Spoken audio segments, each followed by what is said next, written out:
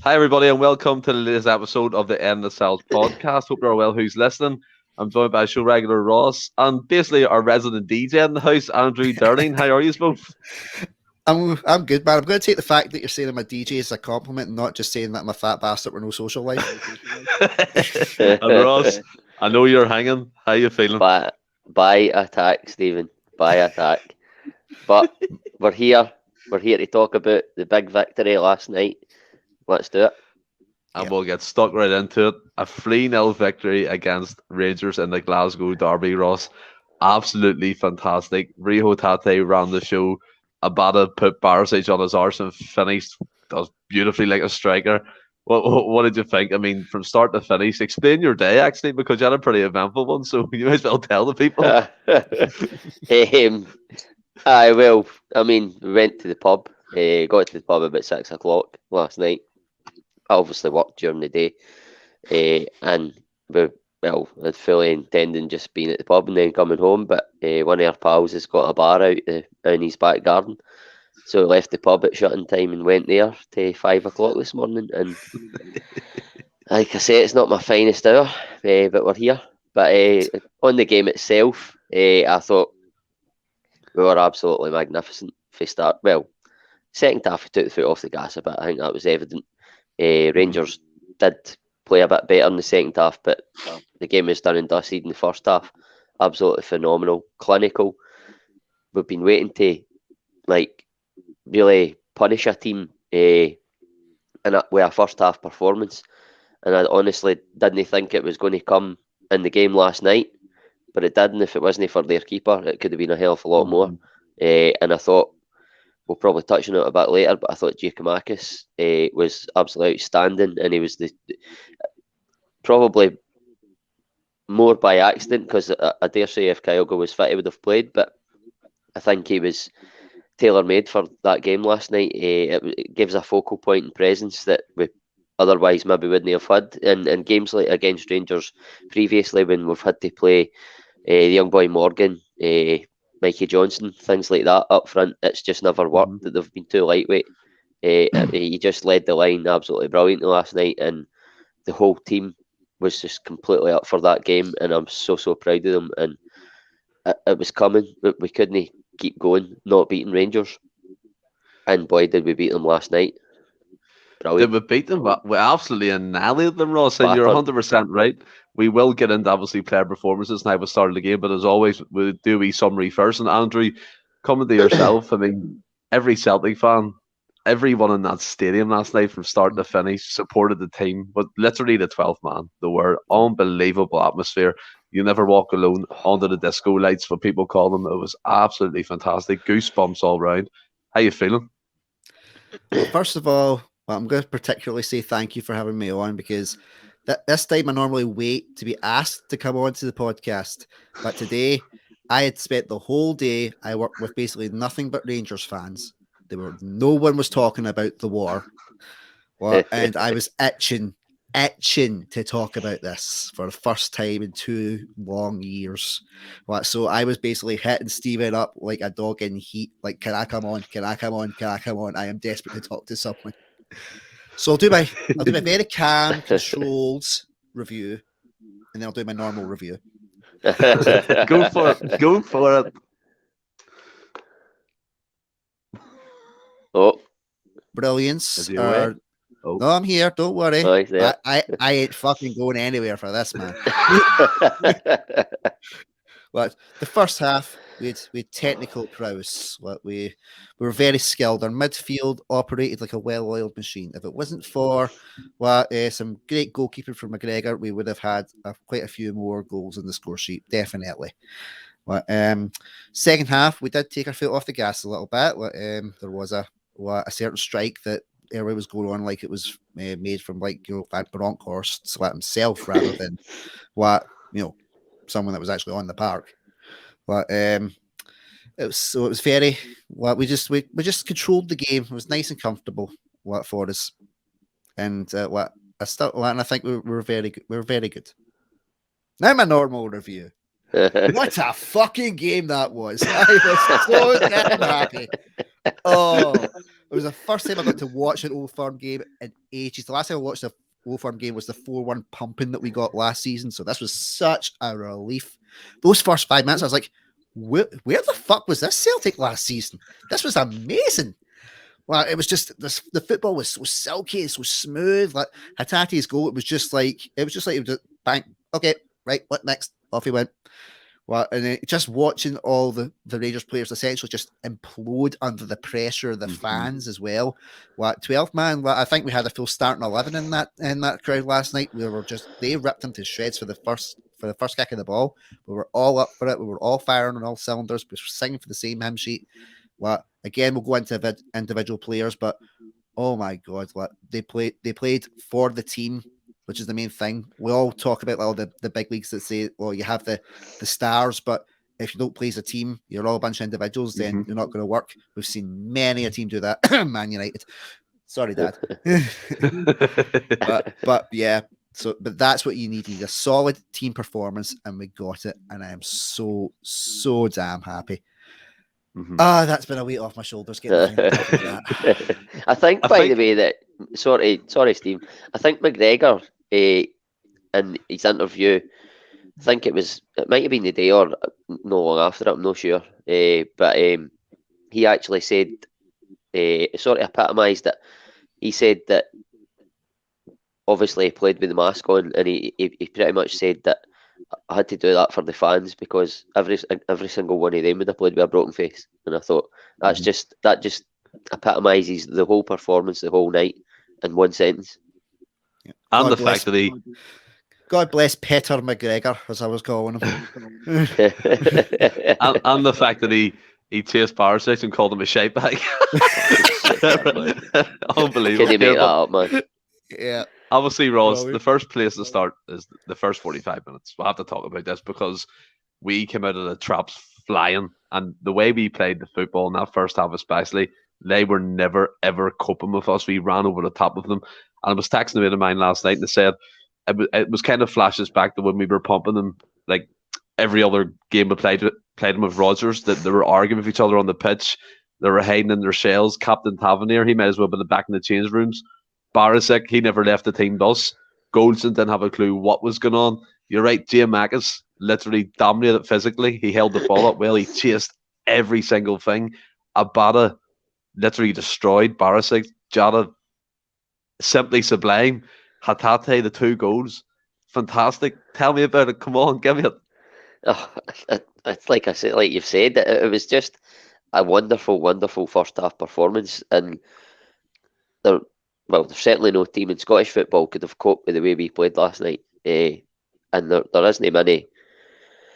I don't like to say across Europe. There is probably more across Europe would have coped with us, but we were just absolutely phenomenal.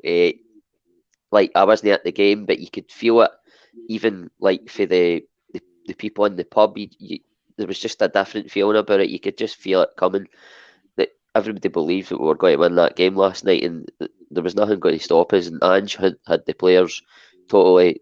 They're believing themselves anyway, but you could see it that every one of them, they were just 10 feet tall walking onto that park. They weren't going to lose that game last night.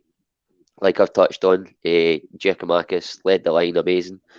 Jota, Abada's in a rich vein of form again. He's got huge confidence off the back of the Dundee United goal going into that game last night. But I think before that, he's probably took confidence for his performance up at McDermott Park and stuff.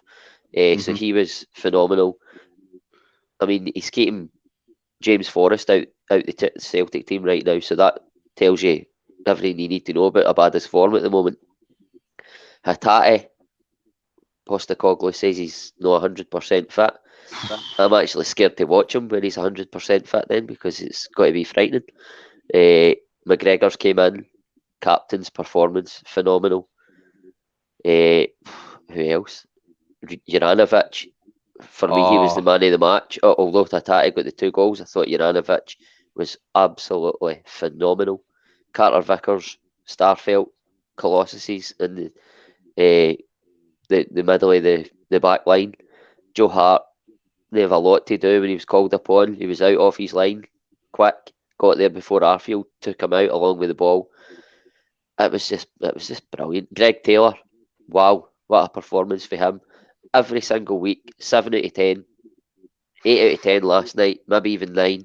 He never lets us down. He's not the most technically gifted footballer, but wow, does he give everything? Does he leave everything out in the park?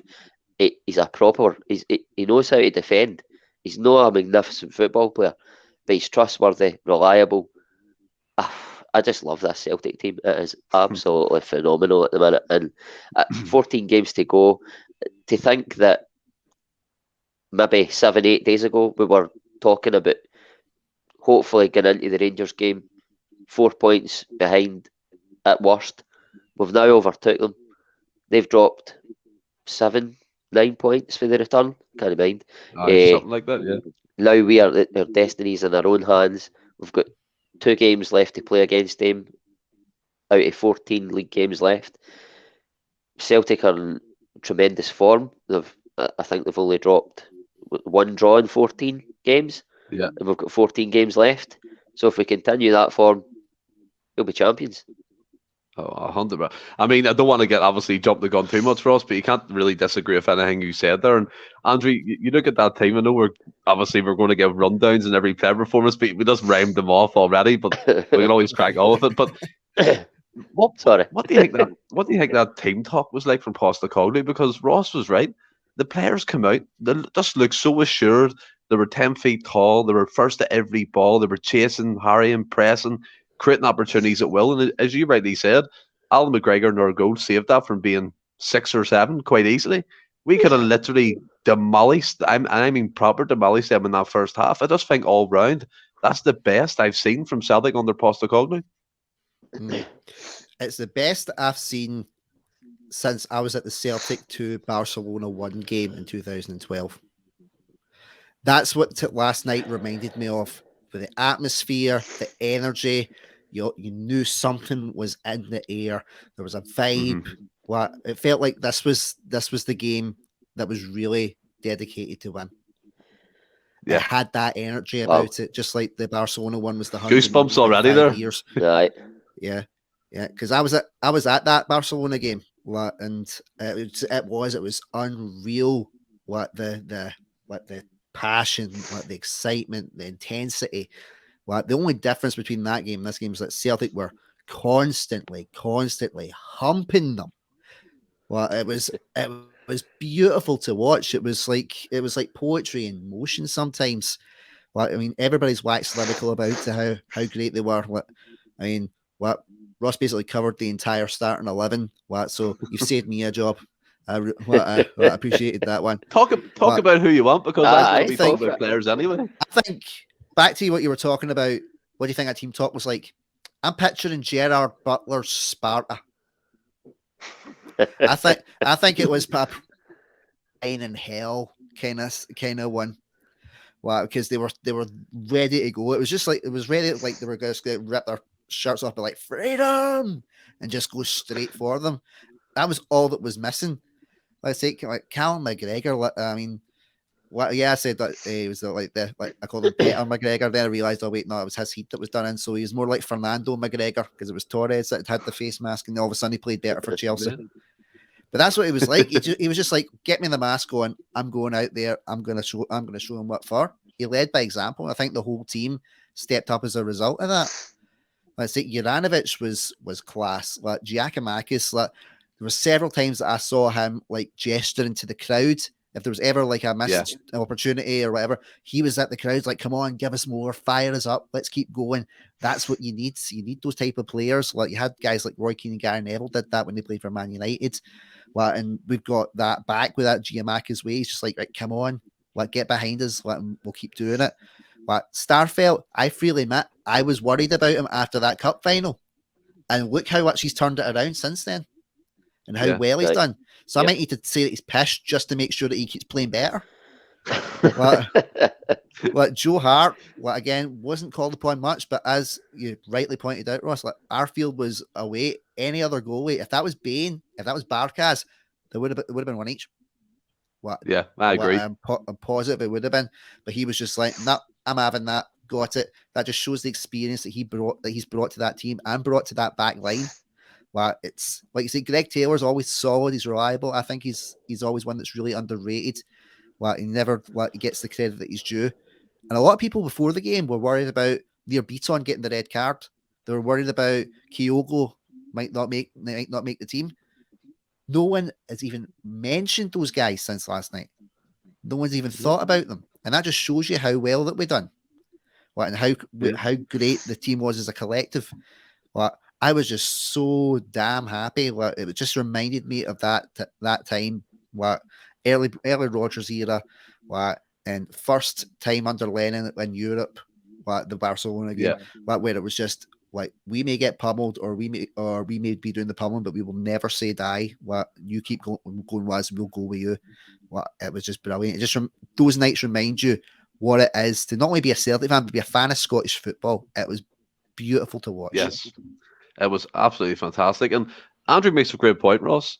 That was effectively still our second choice frontline and borderline second choice midfield partnerships, because you look at Hatate and O'Reilly, they've just come in and look how well they're doing. And we're going to talk about some individual players like sewn in on them a wee bit.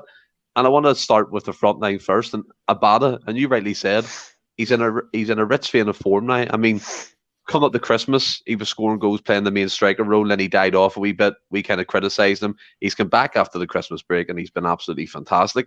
And what I loved about him last night, he was taking on his man, Ross. He was trying to take him on one-on-one and whip balls in. And his goal for me epitomised his movement, his passion, his endeavour. Barisic didn't know he was even behind him. And then before Abada even touches the ball, Barisic is on his honkers. It's like he totally destroyed him. The Croatian number one left back got put on his arse quite literally by Abada. It's like you say, his directness last night was brilliant to watch. Every time he had the opportunity to run at his man, he done it. Most of the time he got by him. He's hit the byline. Final ball wasn't always perfect, but he created a good few opportunities, and the goal itself, he's come from nowhere. And to be honest with you, I actually hadn't recovered for the celebrations.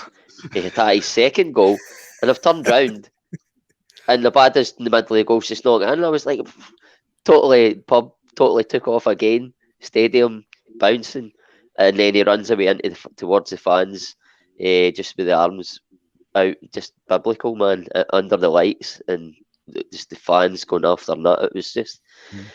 I mean, you get carried away. Do you not find that his pose was very Bruni-esque as well when he went into the stands? Yep. Because he had his arms stretched out like that. It was kind of like when Bruni done it at Rugby Park a few years back. Similar to that. But he took his goal really well, and he just created problems for Rangers the whole night. Certainly the whole of the first half. The second half, like we've said, we did take the foot off the gas. It sort of was like one of the fights with a big guy and a wee guy, and the big guy's just putting his hand out onto the wee guy's head, and the wee guy's swinging at him and not quite getting there. That's what Rangers were doing last night, right down to Ryan Jack's absolutely phenomenal effort that crashed off the bar. They just couldn't get near us. I totally agree. Near enough to affect us. I think when you say about the second half, I think that was part of the game plan. We finished the game, Ross. There was no need for us to chase it. And coming to yourself, Andrew, in terms of Abada, one of my major criticisms has always been he never takes his man on or takes him on one-on-one, and very rarely gets by him. But what he showed last night was a complete opposite of what I thought he would have done, because the first Glasgow Derby game, he kind of went missing. Obviously, it was his first kind of taste of that atmosphere and stuff. But last night, he came into his own. He seems to have grown as a man, as a stature, as confidence. It's just flowing through him, isn't it? I think the thing you pointed out, like you touched on straight away there, Stephen, was that it was his first derby back then. He was just new. A lot of them were new. A lot of them were, ironically, very green. To everything with Scottish football. They weren't. There's been a maturity. There's been an understanding. They bought into the culture of the club, what it means to be Celtic. I know that gets said a lot, but it's said a lot because it's true. If you buy into the club, they'll buy into you. I know that's what's coming through. Whatever he had to eat over the Christmas break, he fucking give me some so I can have some of that energy. Bulked up, doesn't he? He looks bulked up. He you look like he's ready to fight Brock Lesnar or something. Rather than going in trying to like skin Ryan Kent. It's crazy, man. But dude, nice one. But I think maybe he's a lot of players like from last season could have took criticism that maybe fans would have done with him, justifiably or not justifiably so, and they would have shrunk into their shells. Certain players had that last season. They couldn't take the criticism after so long. They shrunk into their shells. Abada's done the opposite. He's took the criticism on board. He's done the work. He's waited, bided his time for his opportunity. And boy, has he taken it. He's absolutely taken it. Just sensational. And that picture of Arfield on his honkers with the wee shit emoji that's coming round now. Barisic. Yeah. I was like, it's one of those. I'm not even hungover, and I'm like that. I'm just so happy. I don't even have the excuse, so I don't drink. But I'll just, that's something that will live with me. Just Barisic just sitting in his honkers with the wee shit emoji just there. Oh, I watched the wee like a weird cartoon animation before it came on.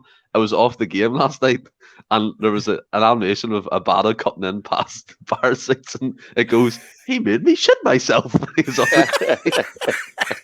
It's so random. I don't know where it came from, but it was just funny. I thought it was going to be like Abada was the Roadrunner, and it just going like me.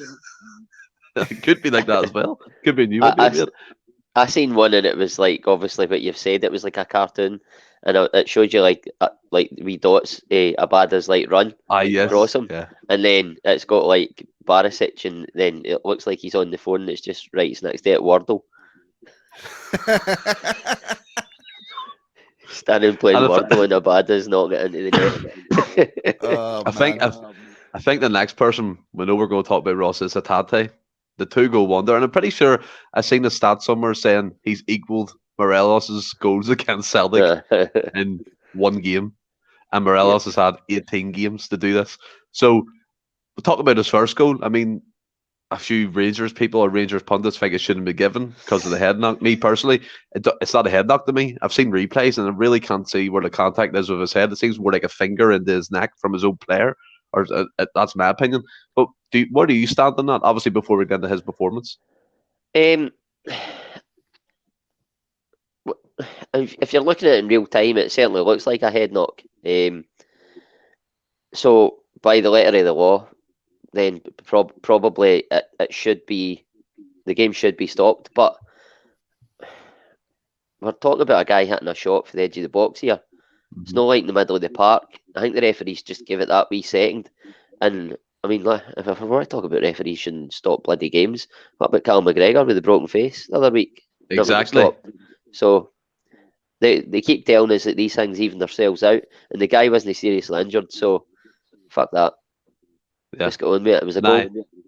Let's get on to Hatate's performance. 2-footed player, controls, can hit with any foot. Took McGregor on the right, and he did it again from the right hand side too, and it was just fantastic. The guy is an absolute machine. You can't really pin down, Ross, what his best position is. He seems just to play everywhere. He can play attacking mid, sitting, the number 8 role. He does everything, and I think Postecoglou's proved once again, if there's ever a manager who has an eye for a player, it's him. And Hatate, Kyogo, Maeda, Urigichi, all these guys coming in are going to improve our squad. And by God, Hatate's really done that in a short space of time, hasn't he? Aye, he certainly has. I mean, I think it's the sort of beauty of the way Celtic are playing now. Like, say, with their midfield three and their front three, they sort of pop up all over the place at times. And it's not... They're obviously playing in certain positions, but it's not quite rigid. And the Hatate will pop up, and the number 6 role will pop up, and the number 8 role will pop up further up the park, and the 10 role, it's just like you say, he pops up everywhere, and he's effective in every part of the pitch. He's passing. I mean, Celtic's passing the first half was so crisp, and it was epitomised by the way they built up and basically took that second goal. It was a phenomenal bit of football. It's so quick, just keep the ball moving. Rangers couldn't deal with it, and then he's absolutely no right to score that second goal for where he was. He just uses Goldson, and I actually think Goldson thinking to himself, go have a shot. You're not scoring for there. I'm right in front of you. He just bent it around him, and he's bet Al McGregor for 20 odd yards, gave him absolutely no chance. A top quality keeper now, McGregor, by the way. Absolutely no chance. No backlift, just bang, there you go. Top class goal for a top class player. And the first goal, I don't think he's connected with it brilliantly, but he's made a good enough connection, and he's no tried to hammer it like a lot of players would have and skied it over the bar. He's still sort of picked his spot. It's went through a flurry of players. I think it takes a slight deflection, but the way he took the touch, moved his body around it, he deserved that wee bit of luck. And it was, again, a touch of class. And it's these guys, you need guys like that to come up with moments like he did last night in big games like this. And first class. And, we're looking at that, and we actually don't know what our best midfield three is now, because they're all as good as each other. It's nobody is taken away from the team who comes in to go into that midfield. It's fantastic. I love it. Yeah, I think as well, one of the most stark things is, Andrew, that Postecoglou said in his after match press conference that Hatate is nowhere near match fit. So what's the limit for this guy? It's the fact not only that he said it, is that Hatate said it himself. But that he's like, I know I'm not 100% yet. And you're like, okay, so what percentage are you at? And can we get some of it? Like just to get us through our average day. He's, like you say, he was an absolute machine. And again, we were making like a lot of kind of things about, Madea will be back soon. He's getting the private jet over. Like Tom Rogic, he didn't get injured on international duty. Oh, thank goodness. It was another two players that we were really sweating, thinking, well, we really might need them. Again, never heard it. A peep out of any of them. What for it? And you're just like, man, there's so much potential that's really starting to show now. But we've just got to make sure that we don't like kind of lose the head a bit, like certain fans across the water do sometimes. They'll go, "Oh, this title race isn't over," and they're right. It's not over. There's still a lot of games to be played, and you still got the season split. You've always got that to kind of concern you. The only difference is Rangers are doing what they used to do under Gerrard and have their January downturn, whereas we are doing our usual and having our wee peak. Yeah. And that's one thing that I really hope that the Rangers players don't go to therapy for, to find out where their fear of their own fans began. I don't want them fixing that trait. I want them to be scared shitless anywhere they go, because now the teams know, and they're at Tynecastle next, I believe. The Hearts. No, they're at home. They're home to Hearts. At home, at home to Hearts. I wasn't sure, but either way, that's still going to be tough game. Yeah, because especially if we win. So we play first. Their own fans give them a lot of stick, when they're not playing well. They'll turn on them quickly if it isn't going right. So they are going to be majorly bricking themselves after that. Mm-hmm. 2 times where their goalies conceded 3 goals. The first time, I think that's been since 2015. I think the stats had said, in back-to-back games. Anyway, that's something that you've got to watch out, especially considering their best player on the park, in my opinion, was McGregor. Yeah, he was. He put in some top class saves. Could have easily been hitting close to double digits. If he hadn't been on his game. And this is a guy that's just hit 40. Happy birthday, Mr. McGregor. I'm sorry it wasn't a good one for you. But we're waxing lyrical, and rightfully so, about how the performance was. I do have one thing though. But a lot of people are going to be like, this is a nitpick, Andrew. What the hell? But I'll wait to hear me out. Why didn't Hatate go for his hat trick? He didn't need to. I think, but it's one of those things that when Moussa Dembele got the hat trick against them in the 5-1, and everybody was just like, it was like the icing on the cake. It was like the best, the end to a perfect day. I remember watching that game and thinking, oh, I could die right now and I would be a happy man. This was brilliant. And he was getting the encouragement. Well, a lot of people were like, go for your hat trick, lad. Go for it. Dembele, ironically, put out a tweet saying, go get that hat trick. Yeah.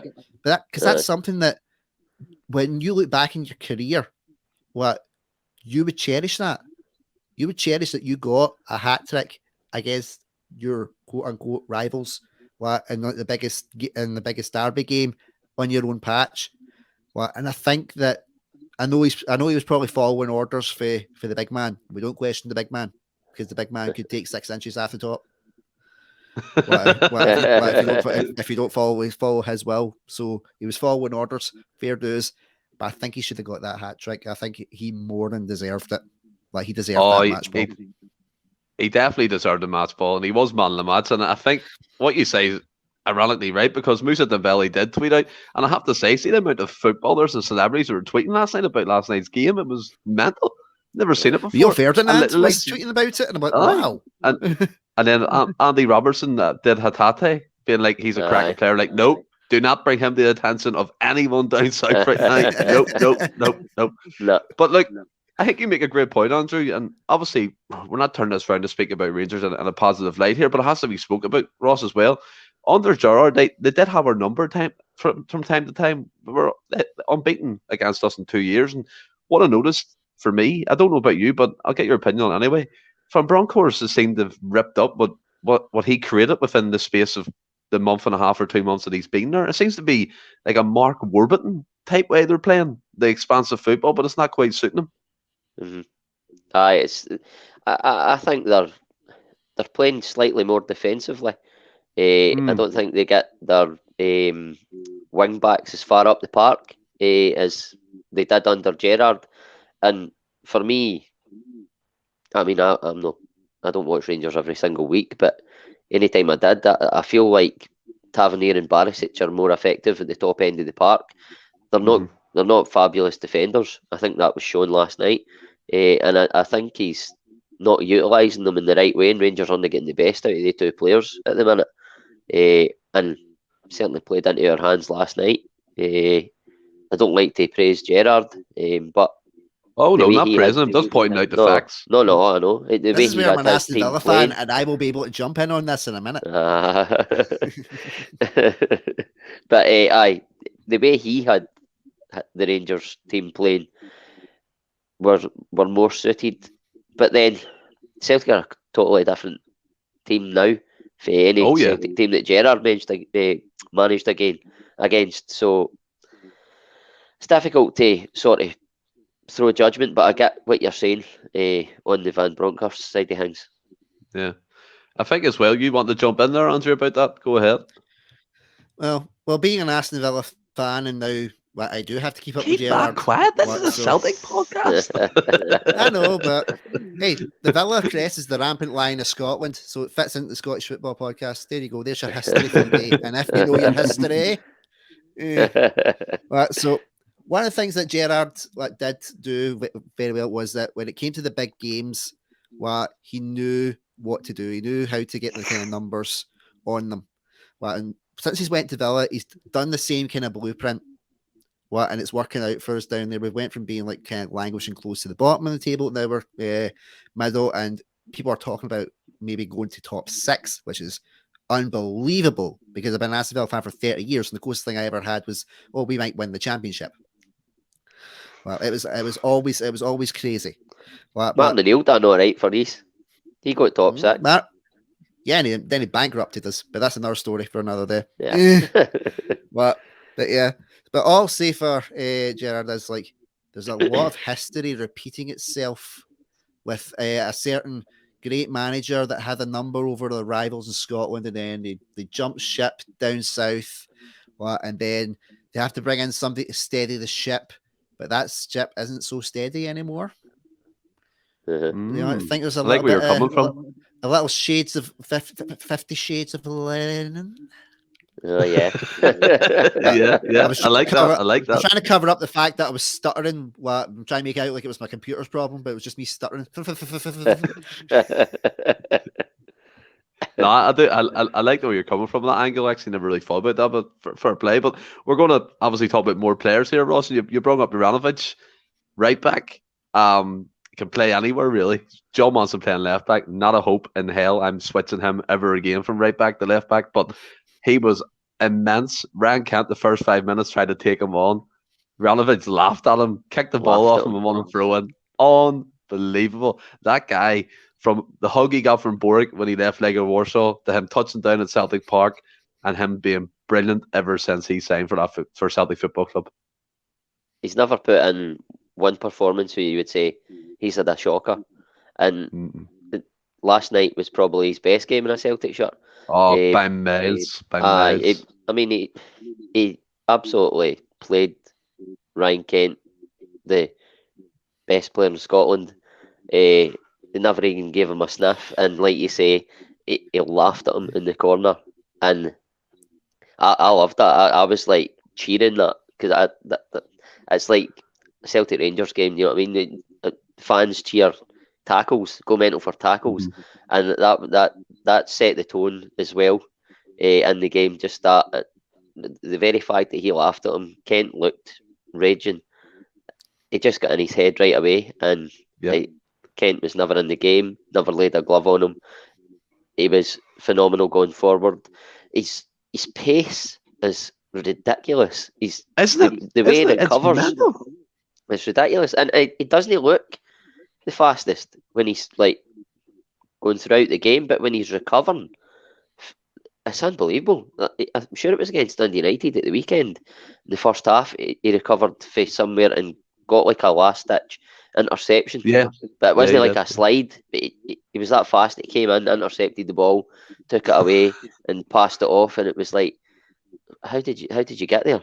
He's just a phenomenal player, a Croatian international, and we got him for what, £2.5 million or something. The business was stolen. The business that we seem to have done has been absolutely phenomenal, and Postecoglou he's definitely got an eye for a player, and we're reaping the benefits of it at the moment. Yeah, speaking about right backs as well. Andrew, our own Mikhail Lustig got involved in the fun on Twitter. He was getting right in about Rangers, and he must have been proud of Ranovic. And I know you're going to say something there, so just let you crack on. The guy was immense. Yeah. I love Mikhail Lustig. I just love him. I think he's brilliant. Well, I miss him so much. I really do. But yeah, I was just one of the points that I'd missed from earlier was, I find it very coincidental that there was the whole of the January transfer window, and not one player went to Aston Villa after Gerrard rated them for so long. Yep. Nobody wants them. Yeah. I don't want Glenn Kamara in my team. But yeah, it was there's a real good vibe and a good sense about this team, and they sold Ozon Edouard, Christopher Ayer, and Ryan Christie for a combined total, I believe it was, of 25 million. And we've spent 23 million on all of those players.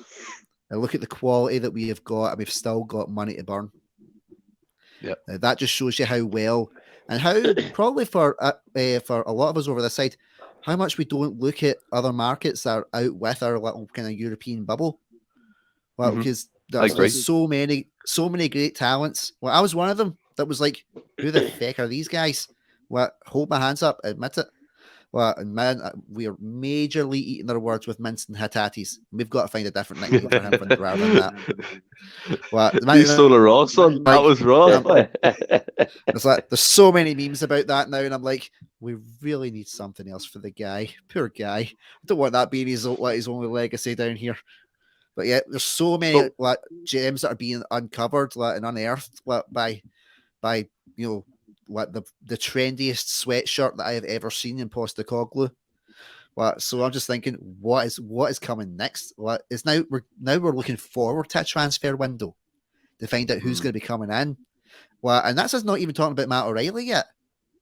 I was going to come on to him, but go ahead. No, what? You're the host, lad. I'm not doing that. You fire away, man. I was just going to say, like, you bring up Matt O'Reilly. I was going to do a couple of special mentions for us, the players, and you look at Matt O'Reilly. He's come in from MK Dons, League One. By all accounts, his numbers were great in the lower leagues of England. I think he was the most productive midfield player in all the top leagues. in English football. But again, League One, you temper your expectations. You see all the hype from the MK Don fans are like, he's the best thing since sliced bread. He's come in. And Andrew pointed out perfectly that we all thought we would miss Rozic like terribly. And yes, we do, of course, because he's a fantastic footballer. Let's not get away from it. But Matt O'Reilly's come in, and him and Hatate together they just look like they've been playing at Celtic for years. And O'Reilly, he plays some magical balls that I've never seen. Like, he took a ball last night. He literally controlled it and flicked it round the player, and about it was away. Much like he did against Dundee United too, with the ball over the top. He's fantastic, isn't he? He's a tremendous football player. Absolutely tremendous football player. 21 years of age, comes in at Celtic, plays at Tynecastle in his first game. Yeah. Doesn't look out of place whatsoever. Actually gets man of the match. Then plays the Dundee United game, another top performance. A pressurised game where we want to get the 3. Of course, we want to get the 3 points all the time, but we all knew how big that 3 points was to take us into last night's game. And then last night, baptism of fire, in against Rangers, under the lights, full house, and one of the best players in the park again. 21 years of age. Absolutely tremendous football player. Tremendous temperament. But Ross, Joe Rebo's the best attacking midfielder in the country. By the way, I think Joe Rebo He is a good player. He's a good player. There's no getting away from it. But the Celtic midfield bossed it last night. And sometimes it might only be... He might boss us in the next game at Ibrox. You just don't know. I don't think there's Celtic played Rangers off the park last night. I don't think there's a great deal between the two teams, but I think it's going the way where there is going to be, because if Celtic keep progressing with the trajectory they are, then they're going to be miles in front. They just are. It's facts. But Matt O'Reilly, he's been put on the set pieces as well. I mean, you could say he's been put in the set pieces that because we're so bad at set pieces, but Turnbull's a good set piece taker. Just so happens that he's injured now. Matt O'Reilly comes in, he's right up there with Turnbull, possibly better at set pieces. I just think he's a proper football player, and we've got him at 21 years of age, and he looks like he's a 27-year-old. The way he plays, his stature, his body, he's fully developed. He's strong. He'll not get knocked off the ball. He's a big laddie. And then right down the way he speaks in interviews, is first class. You'd think he was a guy 30-year-old. The way I couldn't have spoke like that at 21 years of age. His interview last night after the game was unbelievable. Like goosebumps, the way he was reacting to how the fans were reacting. And he's turned around and went, "We have got the best fans in the world. Like, if you want to endear yourself to the fans, mate, you're going the right way about it. Just keep doing the same things you're doing, and you won't go wrong at Celtic. And I hope you're here for a long time." Tremendous player. I think as well, Andrew, you're right to point him out. I was going to come on to him, but just to come to yourself a bit before we move on, the guy rejected a contract with Fulham to play first team football at MK Dons. Was there for 18 months around about. Was their best player by far, best player in League One. He's came to Celtic. All the pressure in the world this season, because we all know what it means, even probably more than last season. I know people might argue with that, but we need to win this title back. I think we could all see that. He's come in, played at Tynecastle, played against Dundee United, and the most important game against the rivals Rangers, and he totally strolled it for me. He strolled it. Yeah.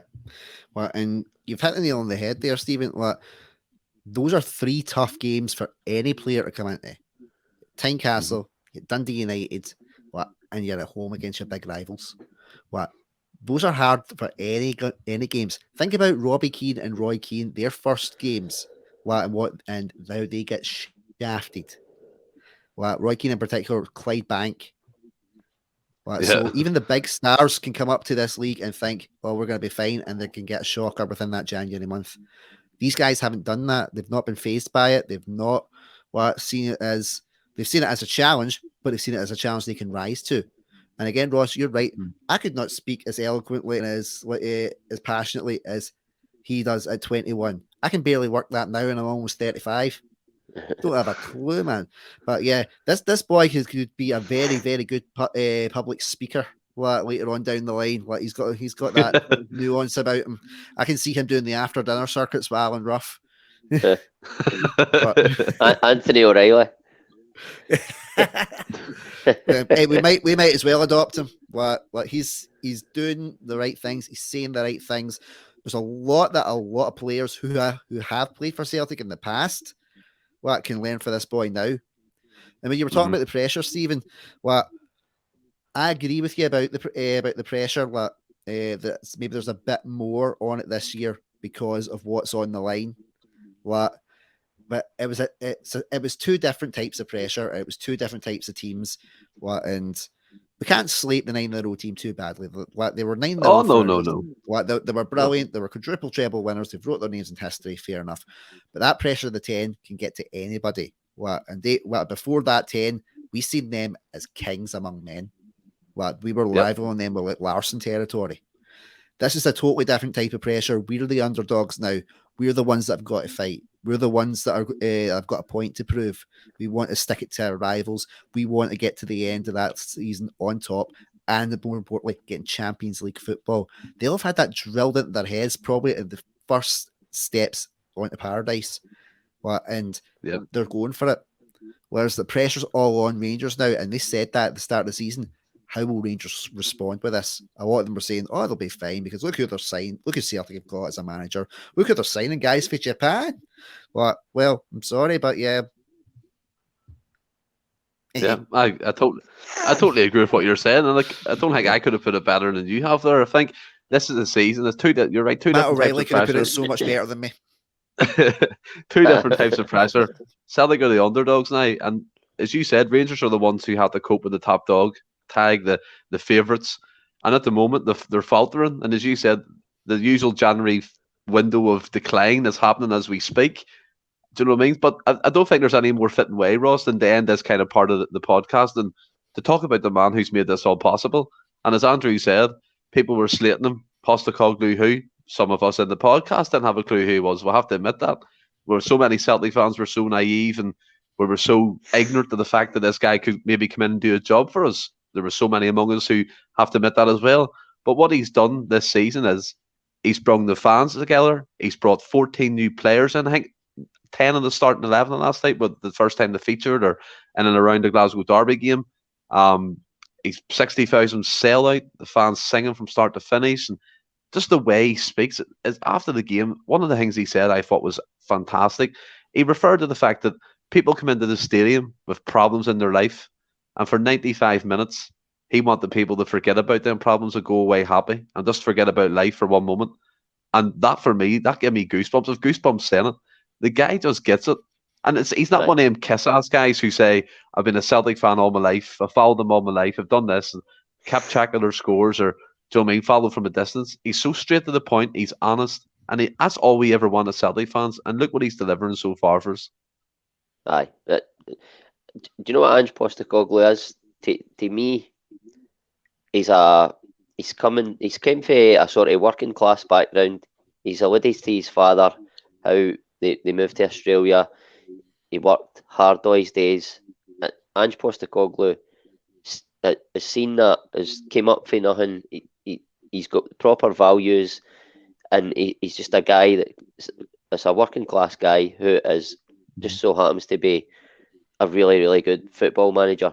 And he's, as a person, there's nobody better to lead our club. The values he seems to have as a person are the values that we as a club have.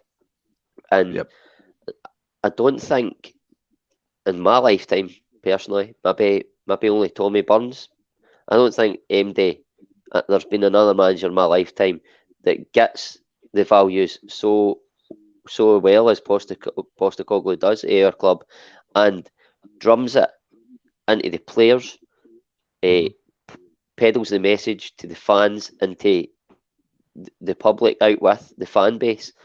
It's a siege mentality. He talked about a culture. He wanted to build a culture at the club, and he's doing it. And it's a culture that every Celtic fan is buying into. And the connection between the players, the manager, the fans, even down to guys like John Kennedy. You see the way they celebrated John Kennedy, Gavin Stratton, the whole bench, everybody's together. They're all in it together, and what he's done in a short space of time. I mean, in the summer, I kept saying, like, we were worried about, can this rebuild be done in a short space of time? And, like, ordinarily, probably not. But I always said that it was done before. O'Neill came in late, not as late as Postecoglou. I always maintained that it could be done. It's not the way you want to do it, but it could be done. But I didn't think it was going to be done as well as the way Postecoglou is doing it at the minute. Like you say, he was an unknown entity. People had questions. Not once did I say, don't want this guy, not good enough, because I didn't know anything about him. But he's come in, and like we've said it before, in that first interview, that first press conference, as soon as he started talking, 5 minutes in, I was like, I like this guy. This guy he's got to take our club forward. I believe in him. I believe in what he's want to do. I believe in, and then we started seeing them playing the football. Started to believe in the football he was playing. It's the way you want to see a Celtic team playing. It's how a Celtic team should be playing, because they're better than everybody in the country. But I know Rangers, they're right up there with us at the minute. But Celtic should just be going at every single team in the league. None of this one man up top pish at Parkhead, when we should be taking goals off of teams that are inferior to us. And he's gone with the three up top. I love watching Liverpool playing. The minute I knew that he was going to be playing that system, I was on board. Then the players he's brought in to play that system, and the way he speaks about, he doesn't just want to bat. And I'm not just saying this because Rangers have brought in Aaron Ramsey, but he doesn't want to just bring in the names, the stars. It's the person first and foremost. He always goes on about that first. And if they don't fit in, the person, if they aren't the right character as a person first and foremost, then the footballing ability doesn't matter. He would rather have somebody that's slightly inferior but a better person that fits into the way and the culture that he's building. And you just can't speak highly enough of him. I could go on all night, but I'm going to have to let Andrew have a wee word. It's phenomenal. You're doing the talking for me, Ross. Like, you're doing it and saying it brilliantly, especially since you're rough as a Badgers, man. Really, this chat's taking it away. It's such a healer. What a healer, man. I know. This is what it does. But yeah, I remember when I first came on this podcast, and I was just sitting at my stall saying, I think he could be like Jock Stein from the way that his personality was, working class, took no nonsense. You bought into it, you were out. And I was very, very worried that it was going to come back and it was going to be clickbaited to fuck. Well, luckily, it's having the opposite effect, and everybody seems to be going, I never actually thought of that. And I'm just like, I set my stall out and I stick by it. It's so, we haven't seen it in our lifetime. Tommy Burns had it, but he never had the results. Which was a shame, because if there was anybody you wanted to succeed more, it was Tommy Burns. Billy McNeil had it again, bit of a mixed bag. Jock Stein was the one that he didn't come from a Celtic background. He didn't come like being, I've supported him since I was a boy. He wasn't a Robbie Keane, copying and pasting every insert club name here. I could have had a chance to sign for it. Insert club's rivals here. But I chose insert club. He didn't play any of that. He came in and set his stall out early. And he wasn't afraid to take on the board as well. He wasn't afraid to say, I need signings in, and would come out and publicly say, get me these signings. So if things don't go his way, he will walk. So if there's all the talk about this new contract, let's say there's talk about him getting one, I think it's thoroughly deserved. I think that's brilliant. I would maybe hold off to the end of the season because I don't want that being in the back burner and maybe lose the focus. But yeah, pin down the big man. That sounded wrong. 100%. 100%. I think this is sum it up. He's a guy, as you said, he's working class. He moved across the world young. Many Irish immigrants have done that as well. So he has that connection straight away with the fan base, and he's settled in so well.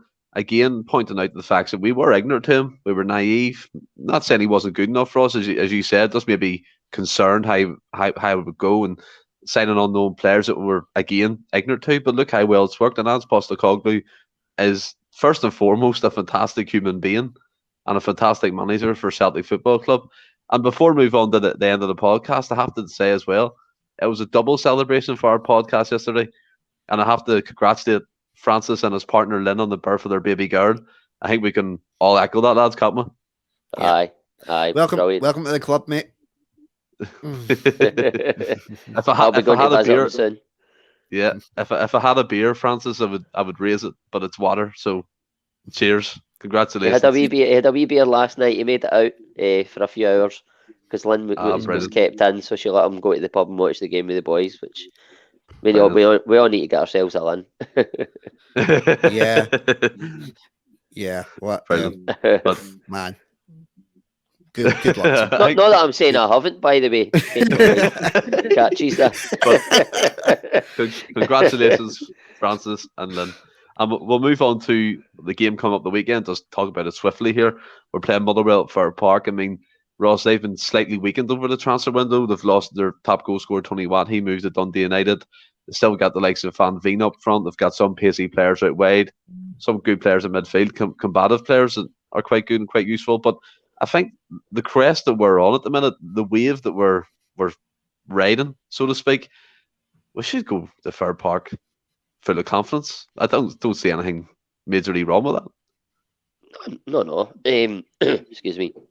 I think, like you say, the way we're playing now, there's no many teams, if we go at full tilt, are going to match us. But that said, Motherwell are they're an up and down team. They're hot and cold.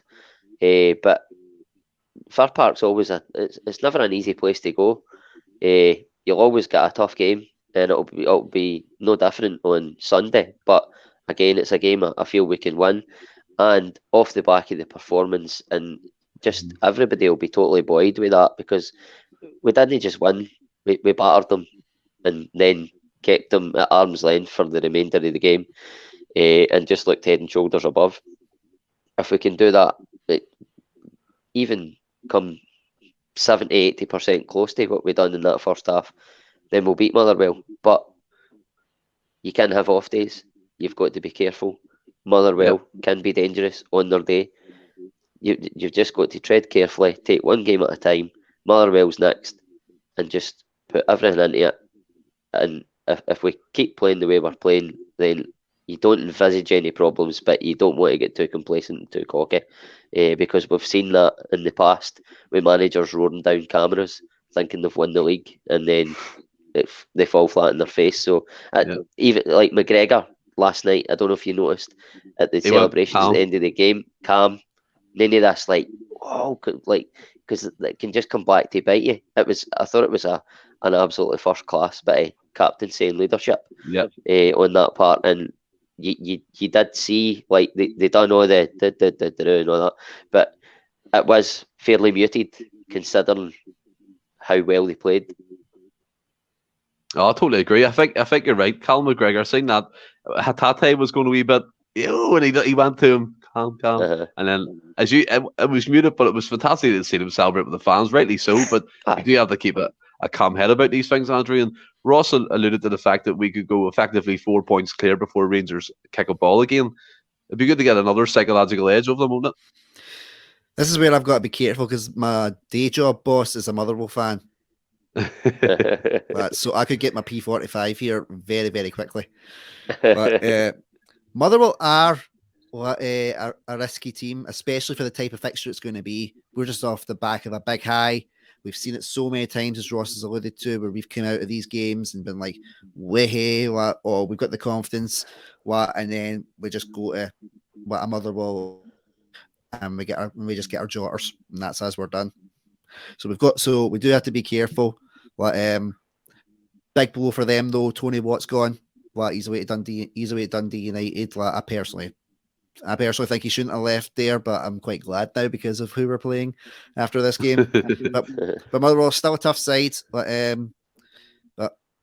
if we stick with the game plan, what we're doing, and just be mindful of how we play, still have the same attacking edge, just very early, and then try and shut up shop as best we can. I don't see a real problem with. Yeah, I agree, Ross. And quickly come to both of you, Ross. You first, score and lineup predictions. Back five, usual. Juranovic. He might play Ralston, but I expect Juranovic, Carter Vickers, Starfelt, Taylor, Hart and goals. Midfield three. I think he'll probably start. Surely got to start McGregor. I think off the back of that last night. Superhero. He'll wear the mask. He suited it. I think it might well be the same team, but I think it'll be the same midfield probably. So we'll go McGregor, O'Reilly, Hatate, and then the front three. I think Maeda might come back in. And by the way, that's no slant on Giacomakis. And I'll tell you, Maeda's no featured a lot for us. But at the minute, what I've seen in Maeda, who I was very excited about coming in, and what I've seen in Giacomakis, currently, I think Giacomakis is a better option after Kyogo to play up there and lead the line. But I think that's more or less based on because he's played more games, really, isn't it? I was just going to say it's possibly harsh on Maeda because he hasn't had a lot of time.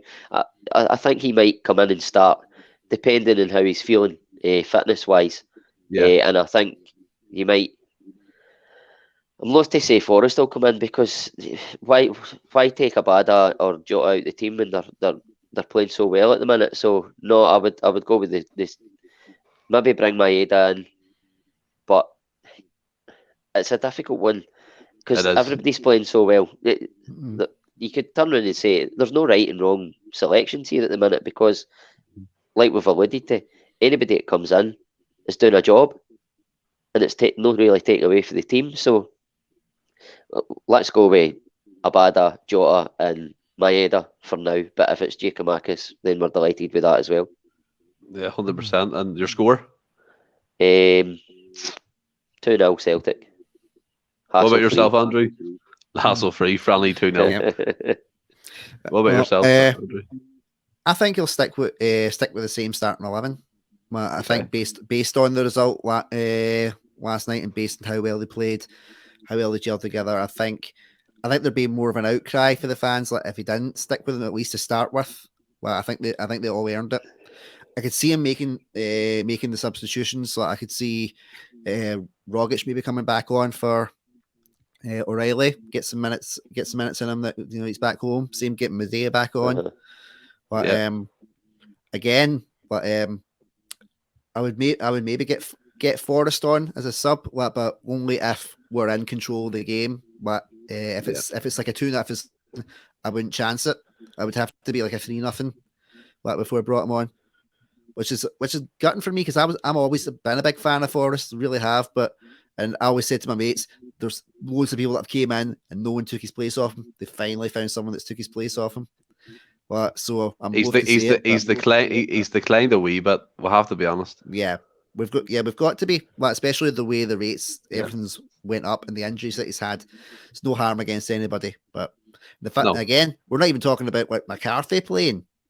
The guy who was like meant to be like this big name signing, and they were like, "Who's McCarthy?" He did come on last night. He did all right. He did all right. He did all right, but he wasn't the one that we were all clamoring to talk about. Yeah, that's what I mean.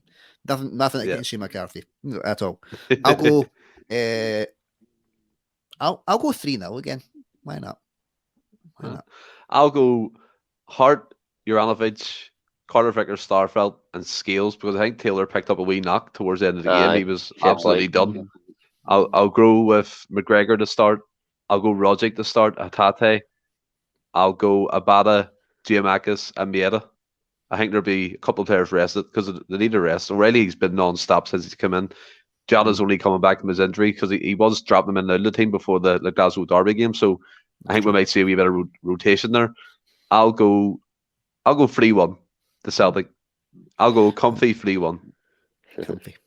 I just don't think O'Reilly would be dropped because I don't think he would want to be dropped if it's any craft, if you're on a vein of form, you want to stick with it until I'm just basing on something breaks out of it. But coming from though, Stephen, and yeah, I would be more than happy if Rogic played for the start. Yeah, again, that's not me dropping O'Reilly for any other reason, more or less because he's been absolutely flat out since he came to Celtic. So just rotation in it. Yeah, just rotation. Definitely. As Alan always says, he's big on rotation, so we'll probably see that again the weekend. Not loads of changes, maybe 2 or 3, but we'll see. That brings us down to the podcast, guys. And I have to be honest, I haven't organised a quiz mainly because I don't want to send any of us off losing. We're on a high. Thank God, because I would have got absolutely pumped. I would have got pumped again. I don't know. My brain's not quite there tonight. Exactly. So even with half a brain, Ross, you would hate me. I have every faith in you. And I think as well, it's right to point out that our injury list in the podcast is probably bigger than Celtics at the minute. So, well, you can have your super ginger sub anytime you want, guys. So just give me a shout. Resident DJ, That Mental Ginger Show, Andrew Durning, check him out. And again, as they always end, have you enjoyed this one? Absolutely. I wouldn't keep coming back if I didn't like it. This is brilliant for me. This is just what I need after a very rubbish mental health week for me. So thank you so much. Brilliant, man. And again, congratulations to Francis and Lynn on the birth of their baby girl. Absolutely fantastic news. Celtic won yesterday. I'm sure Francis is on top of the world as much as you can be right now. So brilliant all round for all of us. And until we speak again, stay well and keep safe. Hail, hail. Yep.